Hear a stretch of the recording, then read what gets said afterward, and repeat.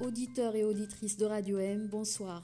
La justice a ouvert un dossier de corruption au sein de l'Agence nationale d'édition et de publicité.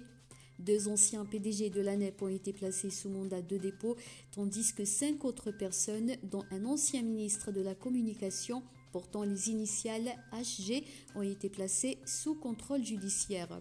Selon le quotidien Al-Khabar, qui cite un communiqué du parquet, une enquête a été ouverte par les services de la sécurité intérieure sur la corruption et la dilapidation de deniers publics au sein de l'ANEP.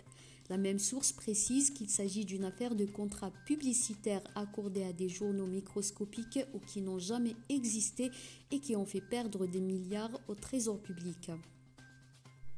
Le journaliste et chroniqueur Saad Bouarqba sera entendu sur le fond par le juge d'instruction du tribunal de Dar al-Baïda le 13 mars prochain.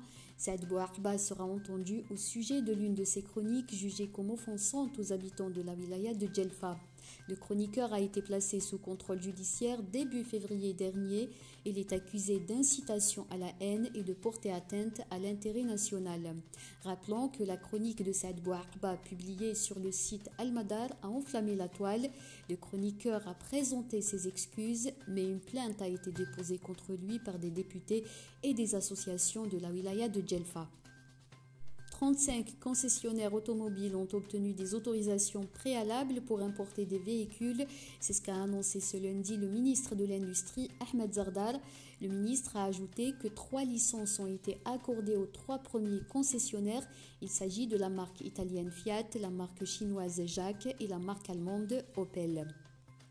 La Tunisie annonce des mesures en faveur des étudiants et des migrants subsahariens. Il s'agit de mesures pour améliorer la situation des étrangers et faciliter les procédures de régularisation de leur situation. Ces décisions interviennent suite au discours anti-migrants subsahariens du président Kais Saied qui a poussé des centaines de ressortissants originaires d'Afrique subsaharienne, notamment du Mali et de Côte d'Ivoire, à rentrer dans leur pays craignant pour leur sécurité. Au Maroc, la première usine de transformation de cannabis et d'extraction de matériaux destinés aux industries alimentaires et médicales a été inaugurée ce lundi. La coopérative Biocanat l'a annoncé sur sa page et sur les réseaux sociaux. Il s'agit de la première usine du genre au Maroc destinée à l'exploitation du cannabis à des fins d'industrie alimentaire et pharmaceutique. C'est la fin de ce flash. L'information continue sur nos sites internet Radio M et Maghreb Émergent.